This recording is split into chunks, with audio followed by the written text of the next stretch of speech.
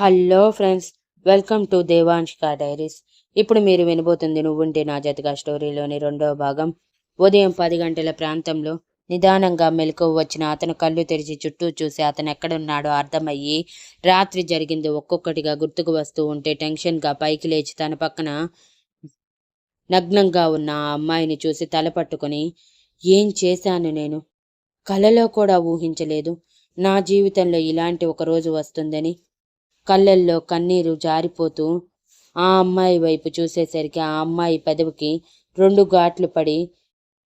పెదవికి ఘాట్లు పడి ఉబ్బిపోయి ఉంటే ఆమె శరీరం మీద చాలా వరకు అతని పంటి ఘాట్లు స్పష్టంగా కనిపిస్తూ ఉన్నాయి. పైగా ఒక చోట మాత్రం బెడ్షీట్ రక్తంతో తడిచిపోయి ఉండటం చూసి కంగారుగా పక్కనే విసిరేసి ఉన్న తన బట్టలు వేసుకొని ఆ అమ్మాయిని లేపటానికి ట్రై చేస్తూ ఉంటే ఆ అమ్మాయి చెంపల మీద తడుతూ ఉన్నాడు. ఆ అమ్మాయి కనీసం ఉలుకు పలుకు లేకుండా అలాగే పడి ఉండటం చూసి భయం వేసి పరిగెత్తుకుంటూ కిచెన్లోకి వెళ్ళి వాటర్ తీసుకువచ్చి ఆ అమ్మాయి మొహం మీద చిలకరించాడు. అప్పుడు ఆ అమ్మాయి నిదానంగా కళ్ళు తెరిచి చూస్తూ ఎదురుగా ఉన్న వ్యక్తిని మసకమసగ్గా కనిపించి జరిగిందంతా గుర్తుకు వచ్చి భయంతో కళ్ళని కోడిగుడ్డంతా పెద్దవి చేసి అతని వైపు చూస్తూ భయపడి, నన్నేం చేయొద్దు అని అరుస్తూ లేవటానికి ట్రై చేస్తూ ఉంటే తన శరీరం తనకి కనీసం కదలటానికి కూడా లేనంతగా నొప్పి పుడుతూ ఒళ్ళంతా నొప్పిగా ఉంటే ఒకచోట మాత్రం విపరీతమైన నొప్పిని కలిగిస్తూ ఉంది. జరిగింది తెలిసి ఆ అమ్మాయి వెంటనే అతని వైపు అసహ్యంగా చూస్తూ ఏడుస్తూ ఉంది. అతను కంగారుగా ఆ అమ్మాయి పక్కన కూర్చుని, ప్లీజ్ ఏడవద్దు, ఐఎమ్ రియల్లీ సారీ, ఇదంతా నేను కావాలని చేయలేదు అని ఆ అమ్మాయి కన్నీరు తుడుస్తూ ఉన్నాడు. ఆ అమ్మాయి అతని చేతిని విసిరి కొట్టడానికి చేతులు పైకి లేపటానికి ట్రై చేస్తూ ఉంటే అతను రాత్రి ఆమె చేతిని గట్టిగా పట్టుకోవటం వలన ఆమె చేతికున్న గాజులు విరిగిపోయి చేతిలోకి గుచ్చుకొని రక్తం గడ్డకట్టి నొప్పులు పుడుతుంటే అయినా కూడా పట్టించుకోకుండా చాలా కష్టంగా చేతిని లేపి అతని చేతిని విసిరికొట్టి, నాతో మాట్లాడకు, నిన్ను చూస్తుంటే నాకు అసహ్యం వేస్తుంది. ఆడపిల్ల కనిపిస్తే చాలు, మీకు అది తప్ప మరొకటి కనిపించదు కదా. నీ వల్లే నా జీవితం నాశనం అయిపోయింది, నా కుటుంబం పరువు పోయింది. ఇప్పుడు మా అమ్మకి ఇది తెలిస్తే ఖచ్చితంగా నన్ను చంపేస్తుంది. నా ఈ పరిస్థితికి కారణం నువ్వే అని ఏడుస్తూ కూర్చోవడానికి ట్రై చేస్తూ ఉంది. అతను కూడా ఏడుస్తూ ఆ అమ్మాయి తనని అలా అసహ్యంగా చూస్తూ ఉన్నా పట్టించుకోకుండా ఆ అమ్మాయిని నిదానంగా బెడ్ రెస్ట్కి కూర్చోబెట్టి తన చుట్టూ బెడ్షీట్ చుట్టి, నిజంగా నేను ఇది కావాలని చేయలేదు. రాత్రి నా విషయంలో జరిగింది నీకు తెలియదు. అప్పటికే నేను చాలా కంట్రోల్ చేసుకున్నాను, కానీ నిన్ను చూసిన తర్వాత కంట్రోల్ చేసుకోలేక అదంతా జరిగిపోయింది అంటూ ఆ అమ్మాయి కాళ్ళ మీద పడి తన కన్నీటితో అభిషేకం చేశాడు. ఆ అమ్మాయి అదంతా పట్టించుకోకుండా కాళ్ళు కదిలించలేనంత నొప్పి వస్తూ ఉంటే అతని వైపు అసహ్యంగా చూస్తూ, నీ మొహం చూడటం కూడా నాకు ఇష్టం లేదు. జీవితంలో నాకు నీ మొహం చూపించకు. నిన్ను మాత్రం మర్చిపోను. నా జీవితం నాశనం చేసిన నిన్ను ఊరికే వదలను. కోర్టుకి ఈడుస్తాను అని అరుస్తూ ఏడుస్తూ చాలా స్ట్రెస్ తీసుకుంది. అతను పైకి లేచి ఆ అమ్మాయిని గట్టిగా కౌగిలించుకుని, నిజంగా సారీ, నేనేది కావాలని చేయలేదు, కానీ నిన్ను చూసిన మొదటి చూపులోనే ప్రేమించాను. అప్పటికే నా బాడీ కంట్రోల్లో లేదు. నిన్ను చూశాక పూర్తిగా కంట్రోల్ కోల్పోయింది. అందుకే రాత్రి అలా జరిగింది. అలా అని నిన్ను వదిలేస్తాను అనుకోకు. ఈ రుద్ర మనసుకి జీవితానికి నువ్వు ఒక్కదానివే భార్యగా నా ప్రేయసిగా ఉంటావు. ప్లీజ్ జరిగింది మర్చిపో అని తన భుజాన్ని తన కన్నీటితో తడిపేశాడు రుద్ర. అతని మాటల్లో నిజాయితీ అర్థమైనా అది పట్టించుకోకుండా ఆ అమ్మాయి రుద్రని నెట్టడానికి ట్రై చేసిన ఒంట్లో కొంచెం కూడా ఓపిక లేక నిస్సహాయంగా రుద్ర వైపు చూస్తూ, ప్లీజ్ నన్ను వదిలే, నిన్ను చూడటం కూడా నాకు ఇష్టం లేదు. నువ్వు ఇలా ముట్టుకుంటే నాకు చాలా కంపరంగా ఉంది అని ఏడుస్తూ అంది. రుద్ర ఆ అమ్మాయి పొజిషన్ అర్థం చేసుకొని ఆ అమ్మాయికి దూరం జరిగి, ఓకే స్ట్రెస్ తీసుకోకు, మనం నిదానంగా మాట్లాడుకుందాం. అంటూ తన ఫోన్ తీసుకుని బయటికి వచ్చి ఎవరికో ఫోన్ చేసి, అర్జెంట్గా ఒక లేడీస్ డ్రెస్ కావాలి, వెంటనే బయలుదేరిరా అని తనకి కావలసిన డ్రెస్ అలాగే లొకేషన్ షేర్ చేసి ఆ అమ్మాయి దగ్గరికి వచ్చి పక్కనే కూర్చుని ఆమె చేతిని తన చేతుల్లోకి తీసుకుని, నేను చెప్పేది వింటావా? అసలేం జరిగిందో వివరంగా చెప్తాను అని ప్రేమగా ఆ అమ్మాయి కళ్ళల్లోకి చూస్తూ అన్నాడు. ఆ అమ్మాయి కోపంగా రుద్ర వైపు చూస్తూ, ఏం వినాలి? ఎందుకు వినాలి? నువ్వు ఎలా నా జీవితం నాశనం చేశావో వినాలా? అసలు మీ మగాళ్ళు ఎందుకు ఇలా ఉంటారు? ఆడది ఒంటరిగా రోడ్డుపై కనిపిస్తే చాలు మీ అవసరానికి వాడుకొని వదిలేసే ఆటబొమ్మలా కనిపిస్తుంది కదా. ఎందుకు ఎందుకు ఇలా చేస్తారు మీరు? మీరు ఇలాంటి పనులు చేసి మా జీవితం మీద దెబ్బ కొట్టే మాకు జీవితమే లేకుండా చేస్తారు ఎందుకు అని ఏడుస్తూ అడిగింది.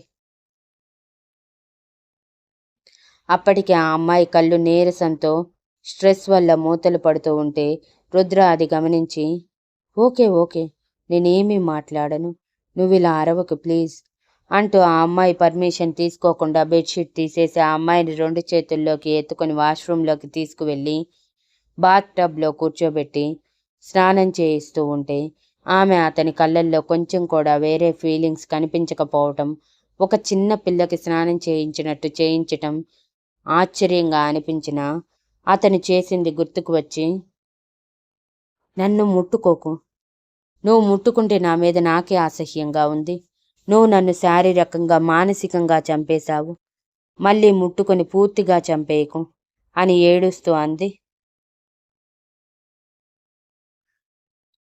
రుద్ర బాధగా, ప్లీజ్ ఇలాంటి మాటలు మాట్లాడకు, నేను నువ్వు అనుకునేలాంటి వాడిని కాదు, మొదటిసారి ఒక అమ్మాయిని చూడగానే ప్రేమించి తెలియకుండానే సొంతం చేసుకున్నాను, నా జీవితంలో నా మనసులో ఇకపై నీకు తప్ప మరొకరికి స్థానం లేదు, ఇవ్వను కూడా, ఈ రోజు నుంచి నువ్వే నా భార్య, నా సర్వస్వం, ప్లీజ్ ప్రస్తుతానికి ఏం అర్థం కాకపోయినా పర్వాలేదు కానీ నువ్వు రెస్ట్ తీసుకో చాలు, నువ్వు స్ట్రెస్ తీసుకుంటూ ఇలా అరుస్తూ ఉంటే నా గుండె ముక్కలైపోతున్నంత బాధగా ఉంది, కొంచెం సేపు వెయిట్ చేయి, మన హాస్పిటల్కి వెళ్ళిపోదాం, నీకు అస్సలు బాగోలేదు ప్లీజ్ అని అంటూ తన శరీరాన్ని క్లీన్ చేస్తూ ఉన్నాడు. ఆ అమ్మాయి అతని మాటలకి కోపంగా, నువ్వు నన్ను ప్రేమించావా? ప్రేమించిన మనిషి ఎప్పుడైనా ఎక్కడైనా ఇలా బలవంతంగా ఆ అమ్మాయికి ఇష్టం లేకుండా, అది కూడా మొదటిసారి చూసి ఇలా బలవంతంగా సొంతం చేసుకొని ఆ అమ్మాయి మనసుని గాయపరుస్తారా? కానీ నువ్వేం చేశావు?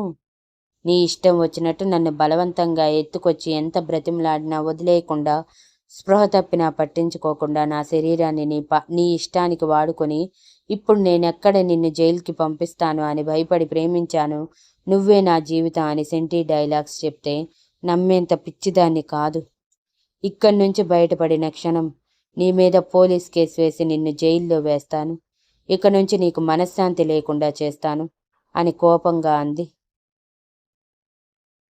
ఓకే ఓకే, నువ్వు ఏదైనా చెయ్యి, నేను కాదనను, కానీ ఇలా స్ట్రెస్ తీసుకోకు ప్లీజ్ అని తనకి పూర్తిగా స్నానం చేయించి టవల్తో తన ఒంటిని తుడిచి ఆ టవల్తోనే తన శరీరాన్ని కప్పి మళ్ళీ పసిపాపలా తనని చేతుల్లోకి తీసుకొని బెడ్ మీద కూర్చోబెట్టి బెడ్షీట్ మొత్తం మార్చేసి ఆమె పక్కన కూర్చొని తన చేయి పట్టుకోగానే రూమ్ డోర్ సౌండ్ అవుతూ ఉంది. తన పిలిచిన వ్యక్తి వచ్చాడు అని అర్థమైన రుద్ర ఆమె చేయి నిదానంగా నిమురుతూ, ప్లీజ్ నువ్వు ఇక్కడే ఉండు, ఎక్కడికి వెళ్ళకు, 2 నిమిషాల్లో వస్తాను అని చెప్పి ఆమె నుదుటి మీద ప్రేమగా ముద్దు పెట్టి డోర్ తీసుకొని బయటికి వెళ్ళగానే ఎదురుగా ఉన్న అతనిని చూసి గట్టిగా కౌగిలించుకొని ఏడుస్తూ ఉన్నాడు రుద్ర, మొదటిసారి ఒకరి దగ్గర తన ఫీలింగ్స్ బయట పెడుతూ.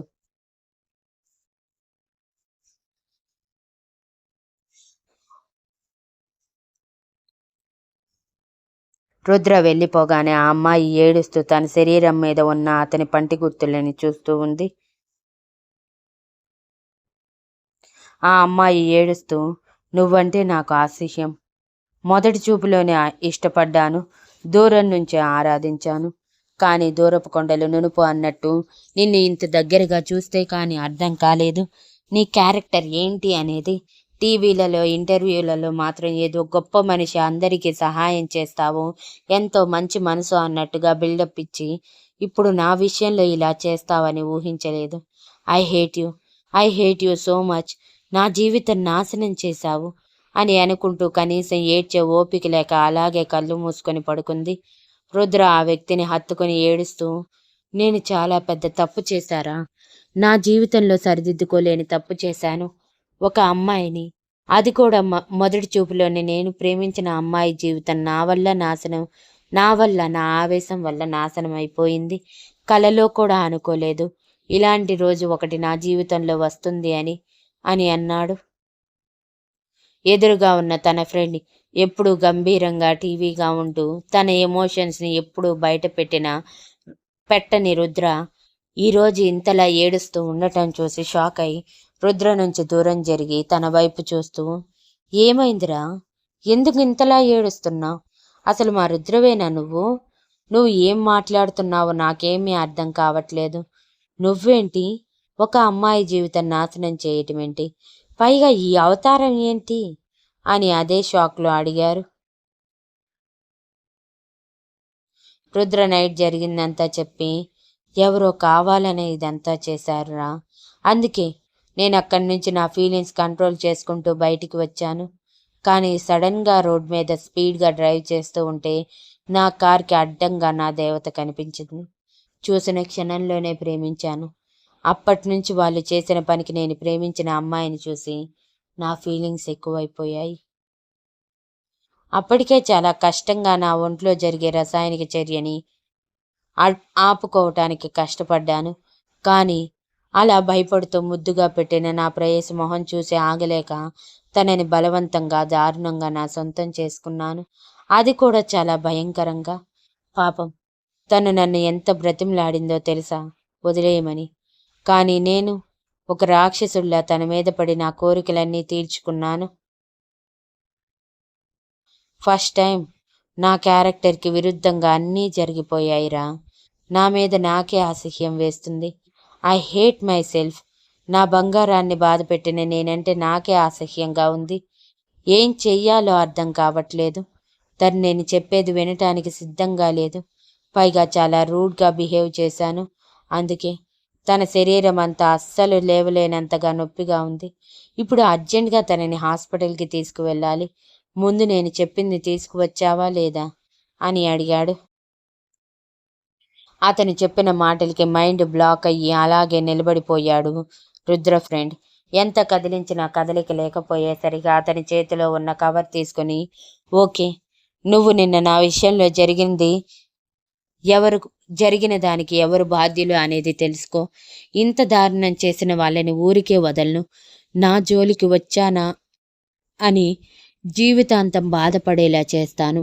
ముందు ఆ పని చూడు అని కోపంగా చెప్పి లోపలికి వెళ్ళి కళ్ళు మూసుకొని నిద్రపోతున్న ఆ అమ్మాయికి డిస్టర్బ్ కాకుండా తను తెచ్చిన లాంగ్ ఫ్రాక్ వేసి సైడ్ తిరిగి పడుకోవటం వలన తన జుట్టుని పోనీ వేసి ఫ్రీగా వదిలేసిన రుద్ర కింద పడి ఉన్న తన షర్ట్ వేసుకొని ఆ అమ్మాయిని చేతుల్లోకి తీసుకోగానే ఆ అమ్మాయికి మెలకువ వచ్చి ఒక్కసారిగా రుద్ర తనని రాత్రి అలాగే ఎత్తుకొని రావటం గుర్తుకు వచ్చి భయంగా, ప్లీజ్ నన్నేమీ చెయ్యొద్దు అని ఏడుస్తూ అతని చేతుల్లో నేగించుకుంటూ ఉంది.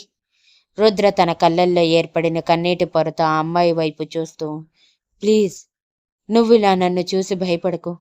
నిన్నిలా ఈ పొజిషన్లో చూస్తూ ఉంటే నా మీద నాకే అసహ్యం వేస్తుంది. ఈ రోజు నుంచి నీ పూర్తి బాధ్యత నాది. నీ కంట్లో కన్నీరు రాకుండా చూసుకుంటాను. ఇది నీ రుద్రగా నేను చేస్తున్న ప్రామిస్. అలాగే నువ్వు కొంచెం రికవరీ అవ్వగానే మన పెళ్ళి, అది నువ్వు అవునన్నా కాదన్నా కూడా జరిగి తీరుతుంది. ఈ ప్రపంచానికి నిన్ను నా భార్యగా పరిచయం చేస్తాను. ఈ రోజు నుంచే కాదు, ఈ క్షణం నుంచి నువ్వే నా జీవితం, నా సర్వస్వం. నువ్వు నాతోనే నా ఇంటిలో, నా రూమ్లో నా భార్యగా ఉంటావు. నిన్ను ఎవరు వేలెత్తి చూపే సాహసం చేయకుండా నేను చేస్తాను అని సిన్సియర్గా చెప్పి బయట ఉన్న తన ఫ్రెండ్ షాక్లో ఉండగానే అతనిని వదిలేసి ఆ అమ్మాయిని తీసుకొని బయటికి వెళ్ళిపోయాడు. ఆ అమ్మాయి ఇంకా రాత్రి జరిగింది మర్చిపోలేక భయపడుతూ రుద్ర కారులో తను పక్కన కూర్చోగానే, నన్ను వదిలేయండి ప్లీజ్, నాకు మీరంటే ఇష్టం లేదు. మిమ్మల్ని పెళ్లి చేసుకోవటం అంతకంటే ఇష్టం లేదు. నేను మిమ్మల్ని ఎప్పుడూ టీవీలో చూస్తూ ఉంటాను, కానీ ఇప్పుడు మిమ్మల్ని ఇలా చూస్తుంటే నాకు చాలా భయం వేస్తుంది. నన్ను వదిలేస్తే నేను మా ఇంటికి వెళ్ళిపోతాను అని ఏడుస్తూ అంది. రుద్ర బాధగా ఆ అమ్మాయి వైపు చూస్తూ, ప్లీజ్, నువ్వు నన్ను చూసి భయపడుకో. నిజం చెప్తున్నాను. నా క్యారెక్టర్ నువ్వు అనుకునేది మాత్రం అస్సలు కాదు. రాత్రి జరిగింది నా ప్రమేయం లేకుండా జరిగింది. అసలు నేను ఎవరి దగ్గర ఇలా సాఫ్ట్గా బిహేవ్ చేయను. కేవలం నాకు తెలియకుండానే నేను ప్రేమించిన నీ దగ్గర మాత్రమే ఇలా బ్రతిమలాడుతున్నాను. 2 రోజుల్లో నీకు నాకు ఇలా జరగటానికి కారణమైన వాళ్ళని నీ కాళ్ళ దగ్గర పడేస్తాను అని కోపంగా తన పిడికిలి బిగించగానే తన శరీరంలో నరాలు మొత్తం పొంగి అవి బయటికి కనిపిస్తూ కళ్ళు ఎర్రని జీరాలని పులుముకుంటాయి. ఆ అమ్మాయి రుద్ర ఫేస్ చూసి ఇంకా భయపడుతూ ఉండటం గమనించి తన కోపాన్ని కంట్రోల్ చేసుకుంటూ ఆ అమ్మాయి వైపు ప్రేమగా చూస్తూ, నీ విషయంలో జరిగిన దానికి మాత్రం నా మీద నాకే అసహ్యం వేస్తుంది. అలాగే నిన్ను ఇలా వదిలేయను. జీవితాంతం నాతోనే నా తోడుగా అంటిపెట్టుకొని ఉంటాను అని అన్నాడు. ఆ అమ్మాయికి నీరసంగా ఉండి ఏం మాట్లాడాలో అర్థం కాక రుద్ర మాటల్లోని కాన్ఫిడెన్స్, అతని కళ్ళల్లో బాధ నిజం అనిపిస్తున్నా రాత్రి తను చేసింది గుర్తుకు వస్తుంటే భయంతో తన శరీరం అంతా వణికిపోతూ ఉంది. రుద్ర ఆ అమ్మాయి వీక్గా ఉండటం చూసి తన 5 స్టార్ హోటల్ ముందు కారు ఆపి, నువ్వు ఇక్కడే ఉండు, నేను వెంటనే వస్తాను అని చెప్పి కారు లాక్ చేసి లోపలికి వెళ్ళగానే స్టాఫ్ అందరూ రుద్రని చూసి గుర్తుపట్టి భయపడుతూ ఉండగానే మేనేజర్ రుద్ర దగ్గరికి వెళ్ళి స్పెషల్ ట్రీట్మెంట్ ఇస్తూ ఉంటే రుద్ర గంభీరంగా మేనేజర్ వైపు చూస్తూ చెయ్యెత్తి, అవసరం లేదు అన్నట్టు షార్ప్గా ఒక చూపు విసిరి, అవసరం లేదు అంటూ హెల్దీ సూప్ ఇడ్లీ ప్యాక్ చేసి ఇవ్వమని చెప్పండి.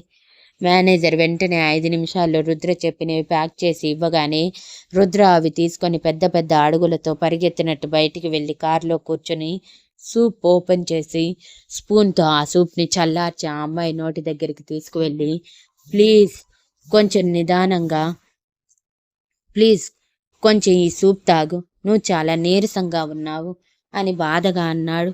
ఆ అమ్మాయి విసురుగా ఆ స్పూన్ని నెట్టేసి దూరం జరుగుతూ, అవసరం లేదు, నువ్వు చేసిన దానికి నేను ఇలా ఉన్నాను. ఇప్పుడు నా మీద నువ్వింత జాలి దయా కన్సర్న్ చూపించాల్సిన అవసరం లేదు అని అంది. మళ్ళీ రుద్ర సూపు అమ్మాయి నోటి దగ్గరికి తెచ్చి, నువ్వు ఇది కన్సర్న్ అనుకున్నా ఏమనుకున్నా నాకు అనవసరం. నా దృష్టిలో ఇది ప్రేమే. ప్లీజ్ ముందు ఇవి తిను అంటూ కళ్ళు చిన్నవి చేసి బ్రతిమలాడుతూ ఉన్నాడు. మళ్ళీ ఆ అమ్మాయి స్పూన్ని తోసేసింది. రుద్ర తన జీవితంలో ఫస్ట్ టైం ఒకరిని ఇలా బ్రతిమలాడటం చూస్తుంటే తనకి తానే ఆశ్చర్యంగా అనిపిస్తూ ఉన్నా, ఇప్పుడు తనకి తన ప్రేయసి ఆరోగ్యం ముఖ్యం అనుకుని ఆ అమ్మాయి తన నోటి దగ్గర పెట్టి, ప్లీజ్ ఇప్పుడు నువ్వు స్ట్రెస్ తీసుకొని కంగారు పడాల్సిన అవసరం లేదు. నువ్వు రికవరీ అయ్యాక నాకు నువ్వు ఏ శిక్ష వేసినా నేను ఆనందంగా భరిస్తాను. కానీ ఇప్పటి వరకు నీ గురించి కొంచెమైనా కేర్ తీసుకో. నువ్వు తీసుకున్నా తీసుకోకపోయినా నేను నిన్ను నా కంటికి రెప్పలా చూసుకుంటాను. కానీ నువ్వు ఇలా జరిగింది తలుచుకుంటూ బాధపడుతూ నన్ను చూసి భయపడుతూ ఉంటే తట్టుకోలేకపోతున్నాను. అందుకే జరిగింది మర్చిపో అని చెప్పను, కానీ దాని గురించి ఆలోచిస్తూ బాధపడొద్దు అని మాత్రం చెప్పగలను అంటూ విస్మయంగా చూస్తున్న ఆ అమ్మాయి ఆశ్చర్యంతో నోరు తెరవగానే రుద్ర వెంటనే సూప్ మొత్తం తాపించి ఇడ్లీ కూడా నిదానంగా తినిపించి, ఇప్పుడు బెటర్గా ఉందా అంటూ తన హ్యాండ్ కీతో మౌత్ క్లీన్ చేసి అడిగాడు. ఆ అమ్మాయికి టీవీ ద్వారా ఆర్టికల్ ద్వారా రుద్ర యాటిట్యూడ్ తెలిసిందే అయినా అంతలా తన దగ్గర తగ్గి కొంచెం కూడా యాటిట్యూడ్ చూపించకుండా బ్రతిమలాడుతూ చిన్న పాపకి పెట్టినట్టు పెడుతూ ఉంటే, చిన్నప్పటి నుంచి కోరుకున్న ప్రేమ తన జీవితం నాశనం చేసిన వ్యక్తి నుంచి లభిస్తూ ఉంటే ఒకవైపు భయంగా బాధగా ఉన్నా మరోవైపు మనసులో తెలియని ఆనందంగా ఉంది. Thank you for listening. And please like, share, comment and subscribe.